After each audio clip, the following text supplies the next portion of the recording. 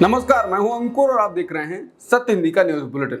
एक नजर अब तक की सुर्खियों पर। गुरुग्राम की एक विशेष अदालत ने TV news anchor Chitra Tripathi और पत्रकार सैयद सोहेल के खिलाफ गिरफ्तारी वारंट जारी किया है।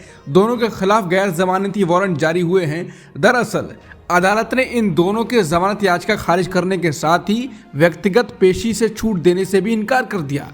लाइव लॉ की रिपोर्ट के मुताबिक अतिरिक्त जिला एवं सत्र न्यायाधीश अश्विनी कुमार ने संबंधित पुलिस अधिकारी को कोर्ट के आदेशों का पालन करने को कहा है। साथ ही वारंट की तामील न होने पर खुद हाजिर होने के आदेश दिए हैं। इससे पहले त्रिपाठी के वकील ने व्यक्तिगत रूप से पेश होने की छूट मांगी थी। उन्होंने त्रिपाठी के चुनावी कवरेज में व्यस्त होने का हवाला दिया। कोर्ट ने उनकी अपील को खारिज कर दिया। साथ ही कहा कि त्रिपाठी कानूनी प्रक्रिया को काफी हल्के में ले रही हैं। कोर्ट ने कहा कि ये मामला साल 2015 से चल रहा है। अगर इसी तरह ढील बरती जाती रही तो इससे निपटने में काफी वक्त और लगेगा। कुछ इसी तरह कोर्ट ने सैयद सोहेल की भी याचिका को खारिज कर दिया। बता दें, इस मामले में कुल 8 पत्रकारों के नाम शामिल हैं, जिनमें अजीत अंजुम, दीपक चौरसिया, सुनील दत्त, राशिद हाशमी, ललित सिंह बड़गुर्जर और प्रोड्यूसर अभिनव भी शामिल हैं। एनसीपी एसपी के शहर अध्यक्ष और हडपसर निर्वाचन क्षेत्र से हार गए उम्मीदवार प्रशांत जगताप ने ईवीएम को लेकर गंभीर आरोप लगाए। उन्होंने इजरायली तकनीक का इस्तेमाल कर ईवीएम मशीनों को हैक करने का गंभीर आरोप लगाया। इतना ही नहीं, जगताप ने यह भी कहा कि हम प्री प्लानिंग से हारे हैं। आज पुणे में एनसीपी के कार्यालय में महाविकास आघाड़ी के हारे हुए उम्मीदवारों सहित महत्वपूर्ण नेताओं और पदाधिकारियों की एक बैठक हुई। ये आरोप इसी बैठक में प्रशांत ने लगाया। प्रशांत जगताप ने कहा, हम ईवीएम की वजह से हारे हैं। हमें ईवीएम को हैक करके और सेट करके हराया गया। इसके लिए पूर्व योजना बनाई गई थी। ये सब जानबूझकर किया गया था। उन्होंने आरोप लगाया कि इजरायली टेक्नीशियनों ने ईवीएम मशीनों को हैक कर लिया है। इस मशीन में पार्टी चिन्ह एवं प्रत्याशी चिन्ह लोड करते समय गोपनीयता रखी जाती है, इसलिए हमें पता नहीं चलेगा कि कौन सा प्रतीक लोड किया गया है। महाराष्ट्र कांग्रेस प्रमुख नाना पटोले ने गुरुवार को भारतीय चुनाव आयोग पर विधानसभा चुनाव में मतदाता डेटा के साथ छेड़छाड़ करने का आरोप लगाया। मतदान प्रतिशत में गड़बड़ियों का हवाला देते हुए उन्होंने पूछा कि आधिकारिक वोटिंग टाइम खत्म होने के बाद वोटिंग प्रतिशत 7.83% कैसे बढ़ गया। चुनाव आयोग के आंकड़ों के मुताबिक मतदान के दिन 20 नवंबर को शाम 5 बजे तक 58.22% मतदान दर्ज किया गया। उसी रात 11:30 बजे तक मतदान प्रतिशत बढ़कर 65.02% हो गया, जो अंततः अगले दिन 21 नवंबर तक 66.05% तक पहुंच गया। लगभग 76 लाख अतिरिक्त वोटों के बराबर इस अचानक वोटों की बढ़ोतरी को देखते हुए पटोले ने उन केंद्रों के सीसीटीवी फुटेज जारी करने की मांग की है जहां ये वोटों का उछाल हुआ है। नाना पटोले ने कहा कि चुनाव आयोग को यह बताना चाहिए कि इतनी वृद्धि कैसे संभव हुई। आयोग को पारदर्शिता सुनिश्चित करने के लिए मतदान केंद्रों से वीडियो फुटेज और तस्वीरें जारी करनी चाहिए। उन्होंने कहा कि ईसीआई द्वारा चुनाव के बाद प्रेस ब्रीफिंग न होना इसकी निष्पक्षता और पारदर्शिता के बारे में संदेह को और बढ़ा देती है। नाना पटोले की अध्यक्षता में हुई बैठक में पूर्व मुख्यमंत्री पृथ्वीराज चौहान, पूर्व मंत्री बाला साहेब थोराट, नसीम खान, केसी के अलावा नेता शामिल रहे। कांग्रेस अध्यक्ष ने तर्क दिया कि विभिन्न क्षेत्रों के विशेषज्ञों ने चुनाव प्रक्रिया को संभालने के ईसीआई के तरीके पर चिंता जताई है। चुनाव आयोग की विश्वसनीयता सवालों के घेरे में है। राजनीतिक दलों और जनता द्वारा उठाए गए संदेह को संबोधित करना उसका कर्तव्य है। भले ही महायुति राज्य में भारी बहुमत के साथ सत्ता में आ गई है, लेकिन मुख्यमंत्री पद की चुनौती खत्म नहीं हुई है। लगातार कयास लगाए जा रहे हैं कि एकनाथ शिंदे या देवेंद्र फडणवीस अगला मुख्यमंत्री कौन होगा। बता दें, एकनाथ शिंदे ने बुधवार को ठाणे में प्रेस ब्रीफिंग की थी और कहा था कि मुख्यमंत्री पद को लेकर प्रधानमंत्री मोदी और गृहमंत्री अमित शाह जो फैसला लेंगे वो मान्य होगा। जिसके बाद कहा जाने लगा कि इस तरह का बयान देने से बीजेपी को मुख्यमंत्री पद मिलने का रास्ता साफ हो गया। लेकिन अब शिंदे की शिवसेना के नेता उदय सामंत के बयान से राज्य के राजनीतिक गलियारों में तरह तरह की बहस छिड़ गई है। उदय सामंत ने कहा कि एकनाथ शिंदे द्वारा मुख्यमंत्री पद का फैसला बीजेपी के आलाकमान को सौंपने का मतलब ये नहीं है कि उन्होंने मुख्यमंत्री पद के लिए अपना दावा छोड़ दिया है। साथ ही उदय सामंत ने यह भी कहा कि उन्होंने न्याय और अन्याय को ना देखकर मतदाताओं और वोट का सम्मान कर प्रधानमंत्री मोदी को जो सम्मान दिया है वो देश की राजनीति में पहली बार हुआ है। जिसके बाद सवाल उठने लगे हैं कि अगर शिंदे को सीएम नहीं बनाया तो क्या कोई बवाल हो सकता है। महाराष्ट्र का मुख्यमंत्री कौन बनेगा ये अभी तक स्पष्ट नहीं है। माना जा रहा है कि बीजेपी की सेंट्रल लीडरशिप आज महाराष्ट्र के मुख्यमंत्री पद पर सस्पेंस खत्म कर देगी। अभी फिलहाल माना जा रहा है कि देवेंद्र फडणवीस इस रेस में सबसे आगे हैं। बीजेपी लीडरशिप इससे पहले कई राज्यों में मुख्यमंत्री पद पर लो प्रोफाइल लीडर्स के नाम घोषित कर चुकी है। ऐसे में इस बात को भी नहीं नकारा जा सकता है कि महाराष्ट्र का सीएम कोई ऐसा व्यक्ति हो सकता है जो अभी तक बीजेपी संगठन में एक्टिव हो। इसी विषय पर सीएम को लेकर आज दिल्ली में बैठक है। एकनाथ शिंदे, फडणवीस, अजित पवार की आज दिल्ली में केंद्रीय गृह मंत्री अमित शाह से मिलने का कार्यक्रम है। महाराष्ट्र चुनाव में इंडिया गठबंधन की भयंकर हार के बाद कांग्रेस अध्यक्ष मल्लिकार्जुन खड़गे ने ऐलान किया है कि वो भारत जोड़ो यात्रा की तरह ईवीएम के खिलाफ यात्रा निकालेंगे, वोटिंग बैलेट पेपर से कराएंगे। इसके बाद ईवीएम के खिलाफ आंदोलन चलाने वाले सुप्रीम कोर्ट के मशहूर वकील महमूद प्राचा ने बड़ा दावा किया है। उन्होंने कहा कि अदालत के आदेश के अनुसार चुनाव आयोग को वोटिंग प्रक्रिया की वीडियोग्राफी करानी होगी और चुनाव आयोग ने कराई होगी। वीडियोग्राफी के लिए मैंने एप्लीकेशन लगा दी है। महमूद प्राचा ने कहा कि 150 सीटों पर चुनाव रद्द होंगे और दोबारा होंगे। महमूद प्राचा ने साफ कहा कि किसी भी नेता को कहीं जाने की जरूरत नहीं है, हमारे ऑफिस में ही सबूत मौजूद हैं चुनाव रद्द कराने के लिए। उन्होंने कहा कि कल ही हमने सफलता हासिल की है। अलीगढ़ में जो चुनाव हुए थे उसमें सपा का कैंडिडेट हारा था। इसको लेकर चुनाव आयोग कह रहा था कि वीडियोग्राफी नहीं बची है। तो इलाहाबाद हाईकोर्ट ने चुनाव आयोग को डायरेक्ट किया है कि एक भी वीडियो, एक भी सबूत डिस्ट्रॉय नहीं करोगे, सारे के सारे सुरक्षित रखोगे। ये ऑर्डर हमने कल लिया है। महमूद प्राचा ने कहा कि इसी तरह के डायरेक्शन हम महाराष्ट्र को लेकर आएंगे और 150 सीटों पर चुनाव दोबारा कराएंगे। हालांकि उन्होंने ये भी कहा कि इसके लिए उन्हें राजनीतिक दलों की जरूरत पड़ेगी, क्योंकि चुनाव दोबारा हों इसके लिए कैंडिडेट को चुनाव के खिलाफ याचिका दायर करनी होगी। हालांकि इसमें सालों लगते हैं, लेकिन हम बड़ा आंदोलन कर रहे होंगे तो न्यायालय भी देखेगा और जल्द ही करेगा। महमूद प्राचा ने कहा कि 6 महीने में ही दोबारा चुनाव होंगे। सुप्रीम कोर्ट में भी याचिका दायर की जाएगी। 6 महीने में सरकार गिरेगी। उन्होंने कहा कि 150 सीटें तो कम बता रहा हूँ, 1% भी शक नहीं होना चाहिए, इसमें धांधली हुई ही है। महाराष्ट्र में पूरे गांव ने वोट दिया था, लेकिन प्रत्याशी को एक भी वोट नहीं मिला। अब गांव वाले प्रदर्शन कर रहे हैं। महमूद प्राचा ने कहा कि फ्रॉड की भी कोई सीमा होती है। राजीव कुमार जी, संभल के बाद अब अजमेर शरीफ दरगाह को हिंदू मंदिर बताने वाली याचिका को निचली अदालत ने स्वीकार किया है। हिंदू सेना के राष्ट्रीय अध्यक्ष विष्णु गुप्ता ने याचिका दायर की है। याचिका में दरगाह की जमीन पर पहले भगवान शिव का मंदिर था, ये दावा किया गया है। बता दें, देश भर में ऐसे करीब 3 लाख मामले बताए जा रहे हैं। वरिष्ठ पत्रकार शीतलप्रीत सिंह का कहना है कि पूर्व सीजेआई चंद्रचूड़ के नेतृत्व वाली बेंच के एक फैसले के बाद ऐसे मामलों का पिटारा खुल गया है। पहले सुप्रीम कोर्ट का ही पुराना आदेश था कि राम जन्मभूमि के अलावा अन्य मामलों पर रोक लगी हुई थी। वरिष्ठ पत्रकार उर्मिलेश का कहना है कि अकल्पनीय है कि एक दिन अजमेर शरीफ दरगाह में कोई मंदिर तलाशेगा और अदालत उसकी इस धारणा पर आधारित याचिका को सुनवाई योग्य मानेगी। राजस्थान की एक अदालत द्वारा अजमेर शरीफ दरगाह के शिव मंदिर होने का दावा करने वाली याचिका में केंद्र और एएसआई को नोटिस जारी करने के एक दिन बाद कश्मीरी नेता महबूबा मुफ्ती ने चिंता जाहिर की है।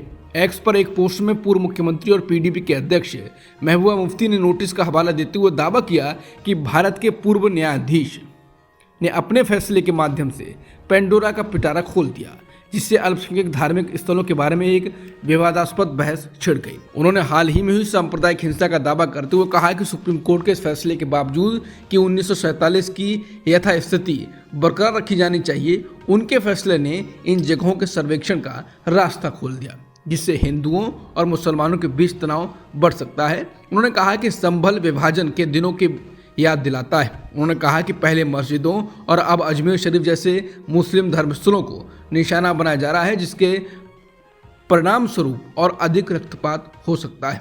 सवाल बना हुआ है कि विभाजन के दिनों की याद दिलाने वाली इस सांप्रदायिक हिंसा को कायम रखने की जिम्मेदारी कौन लेगा। लोकसभा सांसद और आज़ाद समाज पार्टी के राष्ट्रीय अध्यक्ष चंद्रशेखर आज़ाद ने अजमेर के मुद्दे पर बयान दिया। चंद्रशेखर आज़ाद ने संविधान की प्रस्तावना की प्रति के साथ कहा कि विवाद बहुत पुराना नहीं है, ये ताज़ा विवाद है। संसद में कहा गया था कि हमें संविधान के उद्देश्यों के साथ खड़े होना है कि आज सरकारें, कोर्ट अपनी जिम्मेदारी निभा रहे हैं। चंद्रशेखर ने सवालिया लहजे में कहा कि देश के प्रधानमंत्री, राष्ट्रपति, प्रदेशों के राज्यपाल, प्रदेशों के मुख्यमंत्री, सुप्रीम कोर्ट के जज, हाई कोर्ट के जज और जिला कोर्ट के जज संविधान के हिसाब से काम कर रहे हैं क्या? चंद्रशेखर ने संविधान की प्रस्तावना को पढ़ते हुए कहा, जब हम दूसरे धर्मों के धार्मिक स्थलों से जुड़े लोगों की भावनाओं का सम्मान नहीं करेंगे तो कैसे एकता सुनिश्चित होगी? अजमेर शरीफ दरगाह के अंदर शिव मंदिर होने के दावे को लेकर AIMIM के अध्यक्ष असदुद्दीन ओवैसी ने मोदी सरकार से कई तीखे सवाल पूछे। ओवैसी ने कहा कि ख्वाजा अजमेर की दरगाह 800 सालों से है। उस दौर में मुगलों ने हुकूमत की, बादशाह अकबर ने वहां बहुत कुछ बनवाया था। मुगल के बाद मराठा आए, उन्होंने अजमेर को 18,000 रुपए में अंग्रेजों को बेच दिया। 1911 में जब क्वीन एलिजाबेथ आई तो वहां पानी का हौज बनवाया। नेहरू से लेकर जितने भी प्रधानमंत्री बने वहां पर चादर चढ़वाते हैं। आप बताएं क्या करना चाह रहे हैं ये लोग?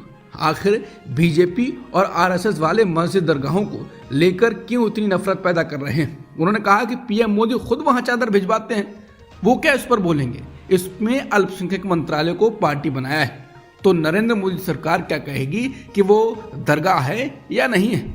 वर्शिप एक्ट का इस्तेमाल ही नहीं हो रहा है।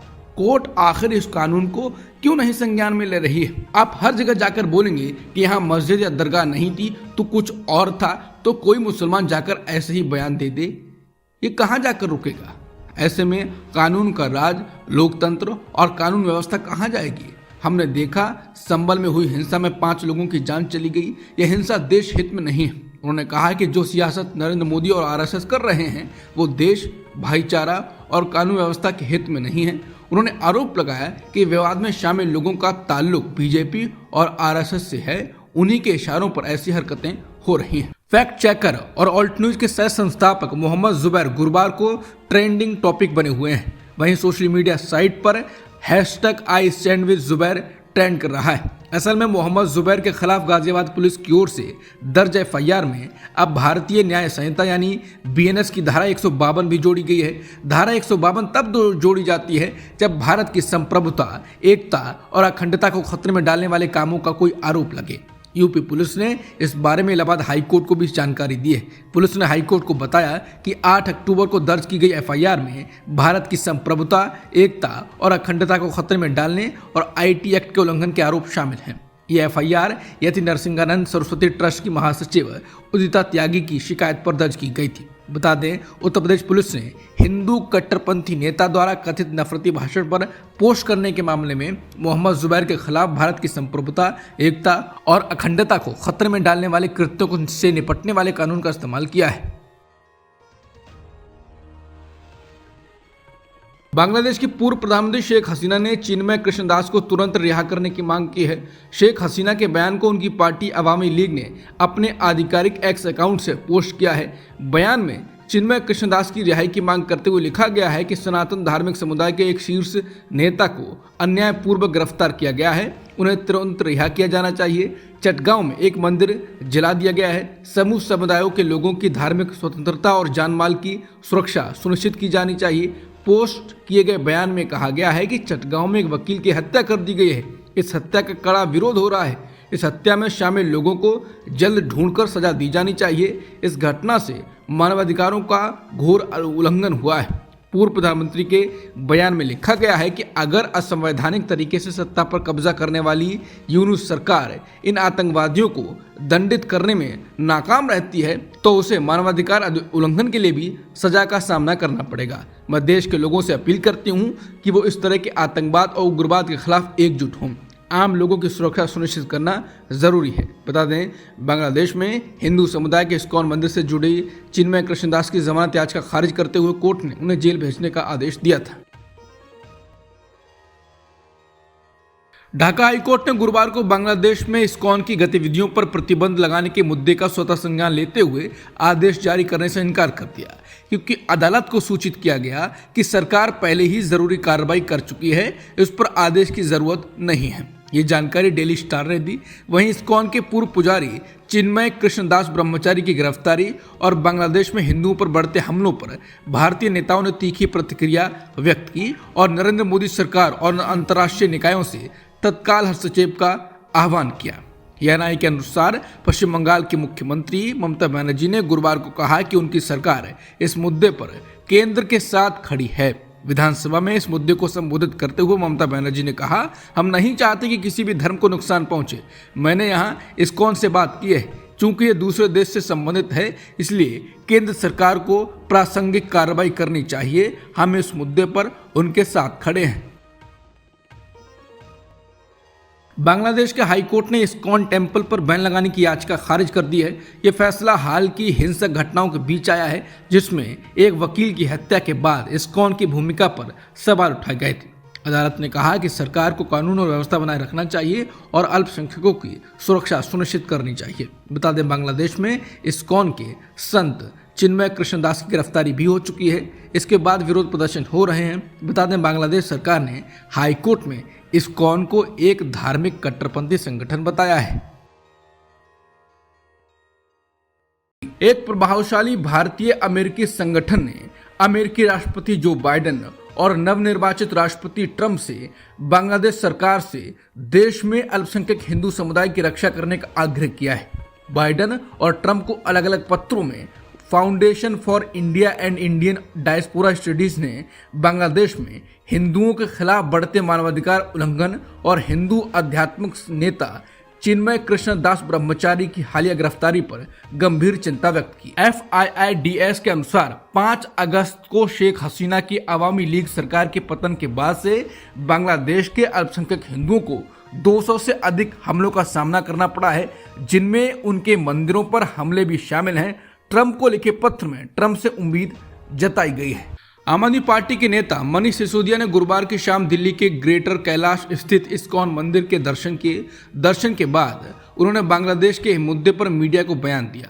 मनीष सिसोदिया ने कहा कि बांग्लादेश में हमारे संत चिन्मय कृष्णदास को अरेस्ट करके जेल में रखा गया है और उनकी जमानत नहीं हुई है। दिल्ली के पूर्व उप मुख्यमंत्री ने कहा कि बांग्लादेश में जिस तरह की स्थितियां बनी हुई हैं, इस्कॉन के साथ जो हो रहा है, उसे लेकर अरविंद केजरीवाल, हम सब पार्टी के लोग और देश के लोग चिंतित हैं। सिसोदिया ने कहा कि इस्कॉन ने पूरी दुनिया में प्रेम और सौहार्द का संदेश दिया है। ऐसी संस्था आतंकवादी नहीं हो सकती है। ऐसे लोग कभी भी कट्टरपंथी नहीं हो सकते हैं। आम आदमी पार्टी के नेता ने कहा कि मैं भारत सरकार से भी अपील करूंगा कि अभी तक जो कुछ हुआ है उसे देखते हुए कुछ और किए जाने की जरूरत है। पीएम मोदी और गृहमंत्री अमित शाह को इसे व्यक्तिगत रूप से देखना चाहिए। बांग्लादेश के साथ जैसे संबंध हैं, उनको ध्यान में रखते हुए तुरंत चिन्मय कृष्णदास को सुरक्षित बाहर निकाल कर लाएं। सिसोदिया ने यह भी कहा कि पीएम मोदी और अमित शाह बांग्लादेश के इस्कॉन से जुड़े हर व्यक्ति, हर हिंदू और हर सनातनी की रक्षा की जिम्मेदारी भी लें। झारखंड की राजधानी रांची में आयोजित एक समारोह में आज हेमंत सोरेन ने राज्य के मुख्यमंत्री पद की शपथ ली। उनके शपथ ग्रहण समारोह में जेएमएम चीफ शिबू सोरेन, कांग्रेस अध्यक्ष मल्लिकार्जुन खड़गे, लोकसभा में विपक्ष के नेता राहुल गांधी, सपा प्रमुख अखिलेश यादव, पश्चिम बंगाल के मुख्यमंत्री ममता बनर्जी और आरजेडी नेता तेजस्वी यादव भी मौजूद रहे। इसके अलावा आम आदमी पार्टी के राष्ट्रीय संयोजक अरविंद केजरीवाल, पंजाब के मुख्यमंत्री भगवंत मान, तमिलनाडु के डिप्टी सीएम उदयनिधि स्टालिन और कर्नाटक के उप मुख्यमंत्री डीके शिवकुमार भी हेमंत सोरेन के शपथ ग्रहण समारोह में शामिल हुए। हेमंत सोरेन ने अपने शपथ ग्रहण समारोह में प्रधानमंत्री मोदी को भी न्योता भेजा था। बता दें, जेएमएम ने राज्य की 81 सीटों में से 34 सीटें जीती थी। इंडिया गठबंधन में शामिल कांग्रेस ने भी 16 सीटें जीती थी।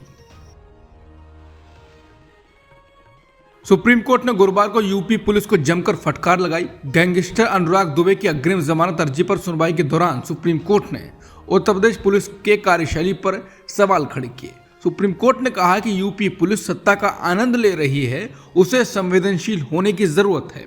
साथ ही कोर्ट ने अनुराग दुबे की गिरफ्तारी पर रोक लगा दी। जस्टिस सूर्यकांत और जस्टिस उज्जवल भुइयां की बेंच मामले की सुनवाई कर रही थी। लाइव लॉ की रिपोर्ट के मुताबिक गैंगस्टर अनुराग दुबे की अग्रिम जमानत अर्जी पर सुनवाई के दौरान जस्टिस सूर्यकांत ने कहा कि अनुराग दुबे के खिलाफ पुलिस ने कई मामले दर्ज किए हैं और वो इसलिए जांच के लिए पुलिस के सामने पेश होने से बच रहा है क्योंकि उसे डर है कि पुलिस उसके खिलाफ नया मुकदमा दर्ज कर देगी। कोर्ट ने यूपी पुलिस के लिए पेश हो रहे वकील से पूछा कि आप कितने मामले दर्ज करेंगे। आप अपने डीजीपी को बता सकते हैं कि अगर अनुराग दुबे को छुआ भी तो ऐसा आदेश पारित करेंगे कि वो जिंदगी भर याद रखेंगे। हर बार आप नई एफआईआर के साथ आ जाते हो। किसी पर जमीन हड़पने का आरोप लगाना आसान है और जिसने पंजीकृत विक्रय पत्र द्वारा जमीन खरीदी है, आप उस पर जमीन हड़पने का आरोप लगा रहे हैं। यह सिविल विवाद है या आपराधिक विवाद है? हम बस बता रहे हैं कि यूपी पुलिस एक खतरनाक क्षेत्र में घुस रही है और मजे ले रही है। आपको लगता है कि पुलिस और सिविल कोर्ट की पावर आपके पास है तो आप मजे ले रहे हो। कोर्ट ने यूपी पुलिस के वकील से यह भी कहा कि अपने डीजीपी को बता देना कि कोर्ट ऐसा कठोर आदेश पारित करेगा कि वो जिंदगी भर याद रखेंगे। संसद के शीतकालीन सत्र में लगातार हंगामा हो रहा है। सरकार अडानी घूसकांड पर चर्चा से भाग रही है और सदन स्थगित हो जा रहा है। हालांकि गुरुवार को सदन स्थगित होने से पहले एक बड़ी घटना हुई। इसके तहत लोकसभा ने वक्फ संयुक्त संसदीय समिति यानी जेपीसी के विस्तार का प्रस्ताव स्वीकार कर लिया। सत्र के पहले हफ्ते के अंतिम दिन यानी शुक्रवार को जेपीसी को वक्फ बिल पर अपनी रिपोर्ट संसद में पेश करनी थी। ये इस सत्र के एजेंडे में भी शामिल था, लेकिन जेपीसी में शामिल विपक्षी दलों के सांसद कार्यकाल बढ़ाने की मांग कर रहे थे। हालांकि समिति की अगुवाई कर रहे बीजेपी के सांसद जगदम्बिका पाल का दावा था कि हमारी रिपोर्ट तैयार है। संसद के शीतकालीन सत्र का तीसरा दिन भी हंगामे से शुरू हुआ। लोकसभा में 11 बजे कांग्रेस महासचिव प्रियंका गांधी ने वायनाड से सांसद के रूप में शपथ ली। उनकी शपथ के कुछ देर बाद ही दोनों सदनों की कार्रवाई दोपहर तक के लिए फिर पूरे दिन के लिए स्थगित कर दी गई। सोमवार को सत्र की शुरुआत के बाद से दोनों सदनों में बार बार स्थगन और विरोध देखने को मिल रहा है। विपक्षी सांसद अडानी घूसकांड, संबल हिंसा समेत अन्य मुद्दों पर बहस करना चाहते हैं, लेकिन दोनों सदनों में चर्चा नहीं होने दी जा रही है। मोदी सरकार मणिपुर की तरह अडानी और संबल पर चर्चा नहीं होने देना चाहती। ये तीसरे दिन भी साफ हो गया। अब तक की सुर्खियों में इतना ही। बाकी खबरों के लिए बने रहिए सत्यहिंदी.com के साथ।